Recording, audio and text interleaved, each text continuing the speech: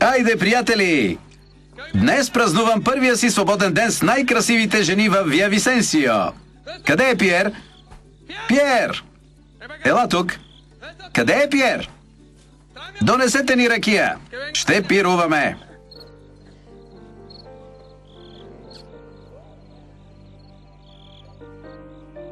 Къде е французинът? Искаме той да ни обслужва.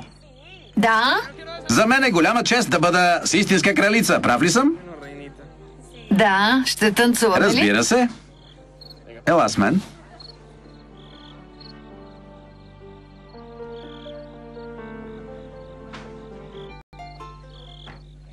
Виж ти. Забавляваш ли се, Себастиан? И още как. Няма да те чакам като последния глупак. Ще се забавлявам както мога. Продължавай да танцуваш. Подиграваш ли се с мен? Ще ме уважаваш. Откъде се взе тая? Коя? Стига. Имаш право. Обноските са важно нещо. Сега да ти представя моята кралица. Прекрасната танцорка на Хоропо Карментея. А това е Патрисия, моята бивша. Бившата значи.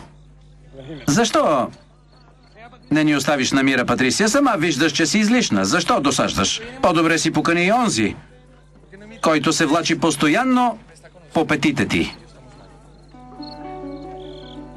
Много си прав. Вече ме покани.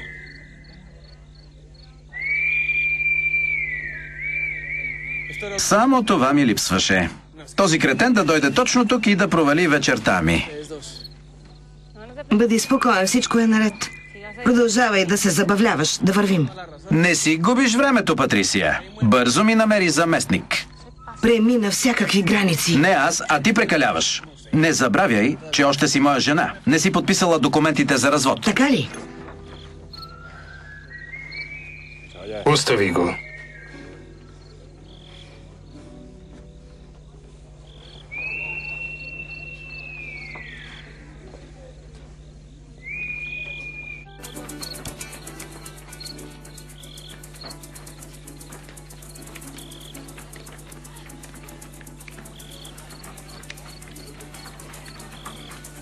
Не се ядосвай. Той цели точно това. Избий си го от главата.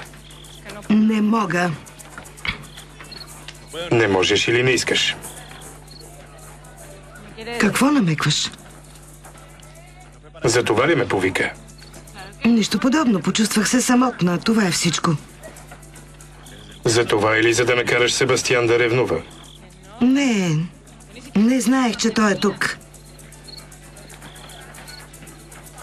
Няма значение. Щом трябва, ще го подразним. Ела да танцуваме.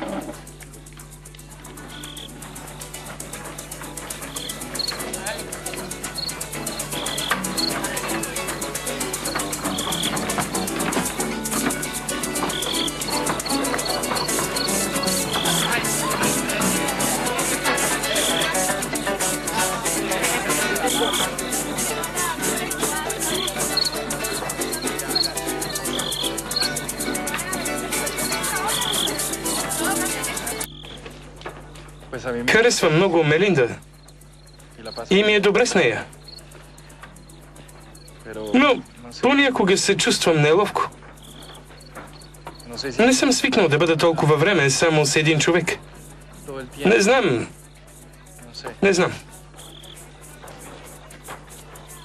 Себастиан, слушаш ли ме? Не ти пука какво става с мен. И аз имам чувства. Прощавай, разсеях се. Какво каза? Говореше ми за Мелинда. Харесваш я, нали? Забелязвам колко ти е хубаво с нея. Тя е красива. Не разбирам.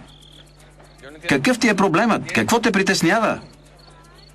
Не е ли страхотно да се събуждаш до такава хубава жена? Да, но Какво, Дани? чувствам се неспокоен. Как ще си спокоен до жена като нея? Не, ти не разбираш. Не знам. Как да ти... Какво има? Виж, аз никога не съм бил с жена. Мъже ли харесваш? Не ставай глупав. Тогава? Девствен съм. Какво? Писна ми. Какво искаш от жена ми? Какво искаш от нея? Не разбираш ли какво ти говоря? Отговори ми. Какво искаш от жена ми? Защо не си намериш някоя друга? Харесвам нея. Съжалявам, но тя не е свободна. Така ли? Не съм ничия собственост.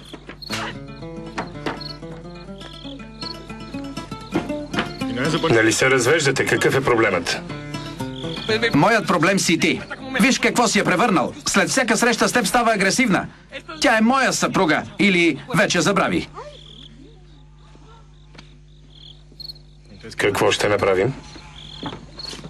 Какво ли? Нищо. Себастиан, не дей! Моля те, спри! Престанете, полудяхте ли? Какво ви става? Какво? Себастиан, всички проблеми ли ще решаваш с юмруци? Само аз ли? Само аз? Ами той? Стига, достатъчно. Стига.